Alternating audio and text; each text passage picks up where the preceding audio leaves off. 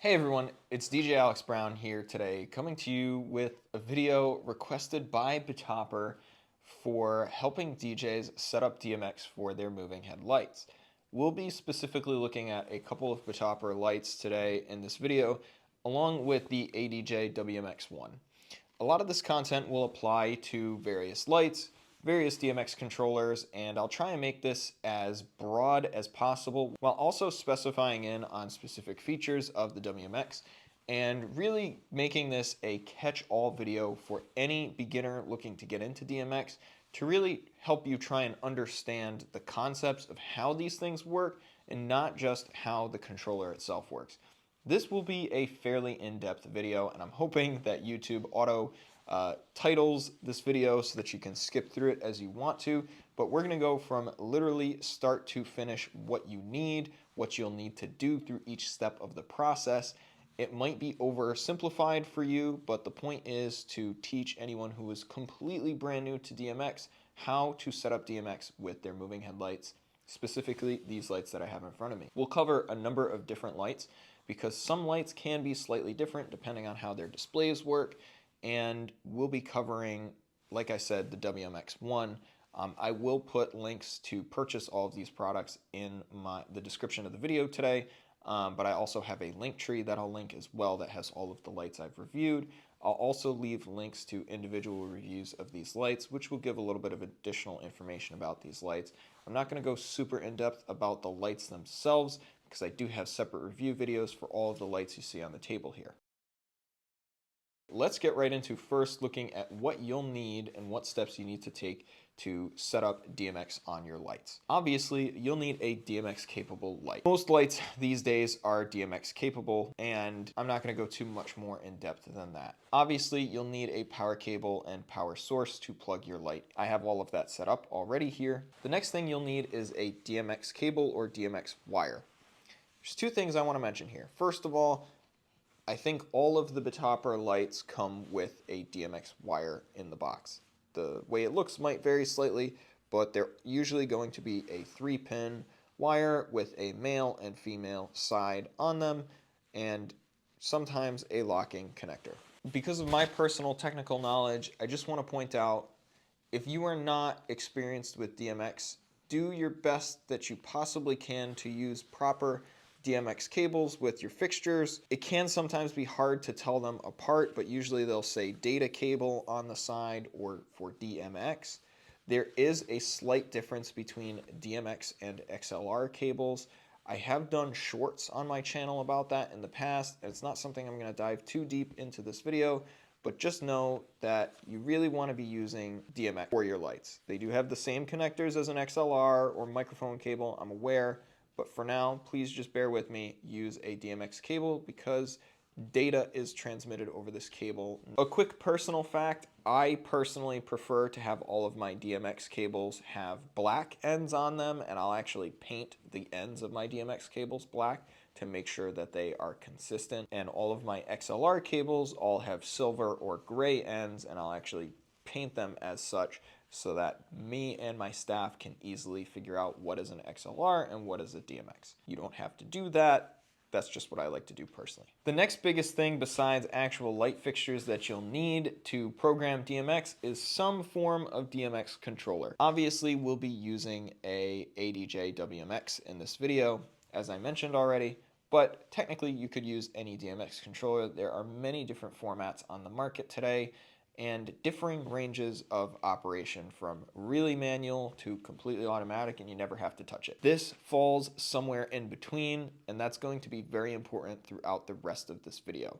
I think, personally, the ADJ WMX, which I do have a review for on my channel, is a very good mid-grade where it has some automatic features as well as a lot of ability for manual control, which I think makes it perfect for my business personally and also for a lot of other people. You'll also want to have your user manual for your lights because this will have the DMX tables of what each channel does.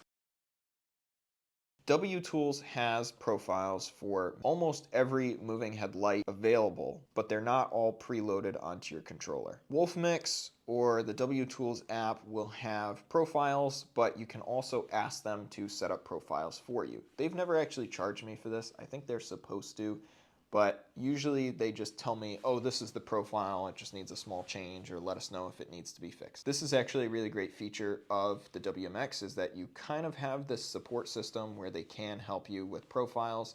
Sometimes there are issues with profiles, and that's just because of how these things work. All right, everyone, so our next step in the setup portion is going to be to set up our fixtures in WTools and load them onto the WMX. There's a couple different ways you can do this, and it's also based on what fixtures you're using, if there's profiles already existing. The easiest way is always going to be if profiles already exist. So I'm going to go into WTools here on my computer with my WMX plugged in, click on fixtures, and this is the handy dandy area where you can search for your fixture. So Betopper usually has fixture profiles listed, but they're usually listed under varied, and that's where some people get tripped up. They come in here looking for Betopper. So as you can see, I already have some of these fixtures loaded onto my controller, and I'm not going to reload them today because otherwise I'm going to mess up some things I already have dialed in on my Wolfmix controller. But very simply, if you're looking for a light, you can start by typing Betopper. I'll hit enter to search, and it's going to show me a number of different Betopper lights. You'll see they all start with _varied because that's the section they fall under. Sometimes they have a couple different profiles. So you'll see these are almost the same exact thing. Generally, when you do it this way, you're going to have to find the best possible profile, which for the LM0740 would be this one. For the CLB 260 beam light would be this one, and for the 120 watt wash light, it's this one. If you're using any of these lights, here's the cheat code. The only thing I will mention is if you're using the Betopper CLB 260, I actually corrected the profile for that because it didn't work quite perfectly in Wolfmix, and I actually uploaded this profile to the cloud for the parent company of Wolfmix, which is Nicolati Group. So I will provide more details about that if you want to download and add that profile. I'll add that information on how to do that in the description of the video, and we might revisit it at another time, along with some other more advanced topics, such as actually customizing a profile like I did here using the WMX. If that's something you want to see, please leave me a comment so I'm aware that people want to see those videos. Now you can see there's a number of other Betopper lights here. If your fixture is not listed here, if you're having trouble finding it, the second thing I would do is actually go to the support site through help and request that the profile be made. That's probably going to be your second easiest option, although it's not going to get you set up and running right away, because it does take about a day for them to actually get to your support request and get that done and added. And then you would need to test that light. Your final option would be to go to the Betopper site, go to the light that you are looking at. You'll find on the Betopper site that there are a number of profiles that you can download under this file download. Although I find that these are not the easiest thing to get uploaded and working with the WMX. So that's why I personally prefer to just use WTools and see if there's already a profile. This light I also just recently reviewed, so if you want to check that review out, go and check that out on my channel. I'll also leave a link in the description as usual. You want to make sure the power is on all the lights, everything is plugged in on both sides. They will reset like this. This is saying reset. While they're doing this, I'm going to plug the male end of the DMX into any of the 3-pin channels on my WMX. I'm going to come out of the WMX and into my first light. I'm going to do the same for the next light. I'm going to come DMX out of this first light, DMX into the second light. While I finish plugging all of these lights in, just want to mention, it does not matter what order you plug the lights in. It's not going to change anything. You just have to make sure that all of the lights are plugged in to DMX. Our next step is going to be to add fixtures on our WMX. I'll start by pressing Add Fixtures. We're going to do a completely new project here as well. So I'm going to go to Varied. That's where our Betopper lives. So I'm going to start with this light here, Betopper 120 watt moving. Add one. You can add it to any group you want. I'm just going to put the first light on group A. And you can see this is address 01. Let me see if I can zoom in on that. Yeah, there we go. So it's 01.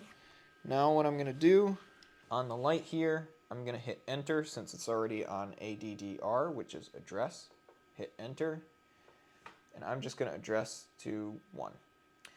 And then I'll hit enter again to save that. You can see the light has now come on. I'm just going to hit blackout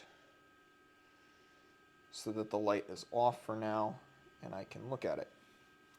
Now we have some controls. We'll come back to this in a moment. I'm going to add the rest of my lights. I'm going to hit the fixture icon, press add another fixture. I will go down here. This is a touch screen, so I can do the CLB260, which is this light next. I'll hit add one. I'll add it to group B, and that's done. Now this is on channel 24, so I need to adjust this light to channel 24. To do that, I'm going to press OK. We're already on the DMX channel, but if you weren't, if I hit back, it says address. I can hit OK. Or maybe, there we go, to the right. Sometimes you just got to play with it. And then I'm going to go down until I hit 24. Now we'll add our light L71. Now this light has 2 modes. It's up to you which mode you want to use. I am going to add it 18 channel mode to have the most control. That's kind of a separate thing for like a review video on what the different channel modes do. But you'll also have to set that on the light. So pan over to the light over here. And you can see this is telling us what DMX address we need to set the light to. So it's saying we need to put that on 36. Now this display has gone to sleep, but I'll do the same thing. I'll hit address, enter, and I'll go down to 36. Press enter again. Sometimes the profiles are not perfect. I'm gonna just turn off this light in the background because this is not being controlled by the DMX. Next, I'm going to open all of the manuals up to the DMX table that we'll be working on. Now this one is in 18 channel mode, so I need to make sure that the fixture is also in 18 channel mode. Let's check. DMX mode, standard. So let's go up to... So I set this fixture to 18 channel mode. Unfortunately, my phone ran out of storage, so I had to go clear it. But when I did and I hit blackout, it now blacks out now. Here's a second important piece. You want to make sure if you're using 2 fixtures that you have both fixtures set to the same settings. Depending on how you want to use the light, you may want to set the address differently. So, for example, I just want to explain quickly. If I wanted these 2 lights to do the exact same thing, I would set the address to 1 on both lights. However, if I have the address set to 1 on both lights, it is not going to allow me any individual control over this light or that light. If you want individual control, you have to have the fixtures on 2 different channels. The WMX makes this very easy. You can just add another light fixture to our project. So I could add a second one of these to group A, since this is on group A.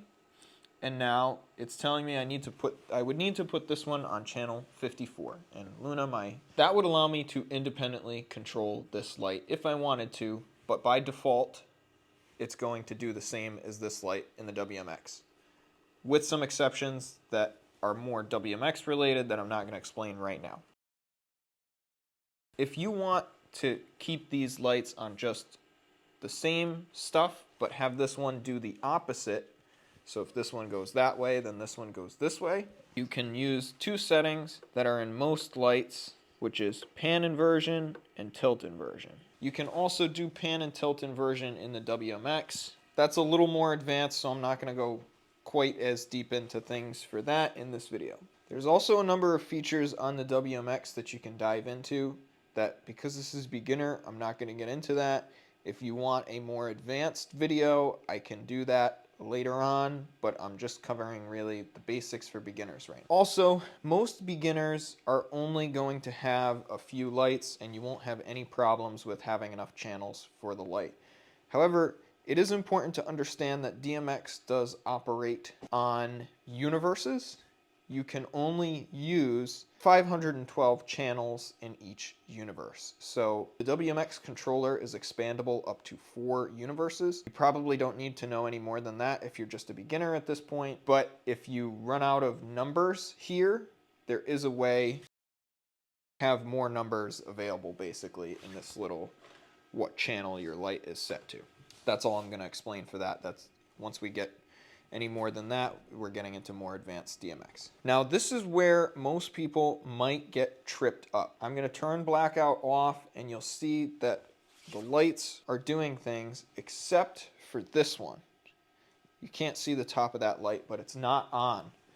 And the reason is because this is a lamp-based light, which has a lamp switch that needs to be manually turned on. You can turn it on over DMX, and my next recommendation is that you create a live edit to do this. This is the best way, in my opinion, to do it on the WMX.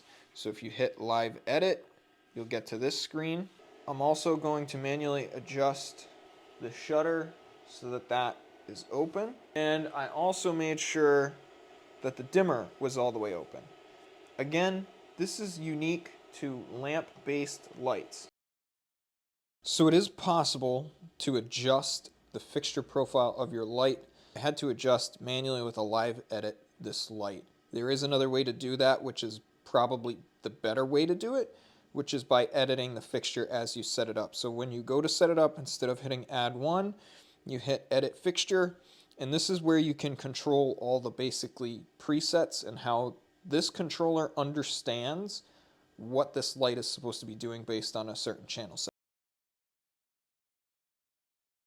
Is just a quick test to see if the lights respond to the commands on the controller. So I'm going to make sure everything is zeroed out, hit blackout. The only light that did not respond is this one, and that's because I have that shutter manually open and the lamp manually on. So I would need to use a live edit to override that.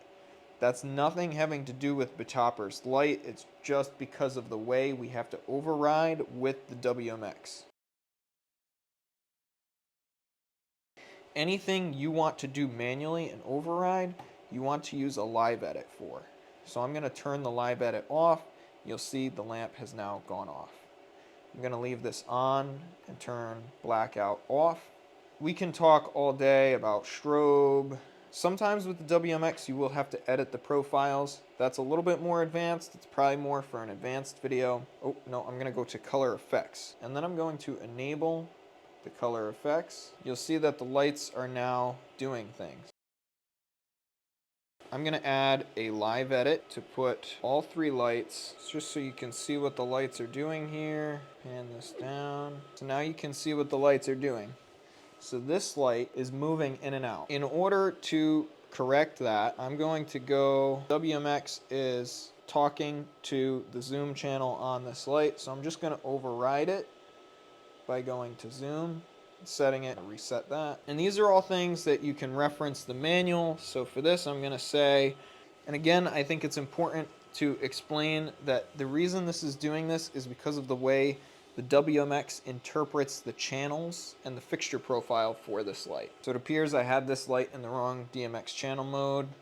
The best thing you can do is, if the lights are not acting how you expect them to go in and see if you have all your channels and everything set up correctly. Now we can add movement, very simple. I'll just hit these three and they will add movement effects. I also need to go to the move effects and tell them to move. That live edit is also preventing them from moving, so I turn that off. I can use this live edit to bring them all back to a single position, and now I can just let them move. So in only about 10 or 20 minutes with the WMX and these lights, you can get a quick light show going, and that's really all that it takes. A number of other things we can add. I can also have just one light pulse, so you'll see that this light is now pulsing because I have it on this C group, so that I can control just that light.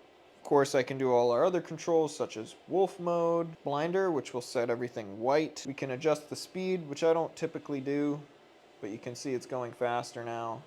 Now it's slowed down. Blackout shuts everything, again, except this one off. It's just, unfortunately, how the WMX interprets a lamp-based light like this. There are ways to change this, but again, that's a little bit advanced. I don't necessarily want to go into it in this video. And you can also add your presets. So really, as far as basics, if I want to save a preset, I just press shift and tap that button, just like you would with like a DJ controller basically, and then I can name it, press to save. Super easy, and then I can call back this as a preset, call that back as a preset. Thank you everyone so much for watching this video. If you enjoyed it, if you're looking for something a little bit more advanced, please let me know. Hopefully we can dive a little deeper into this, and I hope this helped you out. If it did, make sure you subscribe to my channel, like this video, share it, comment on it, so that other people can see this. And until next time, peace.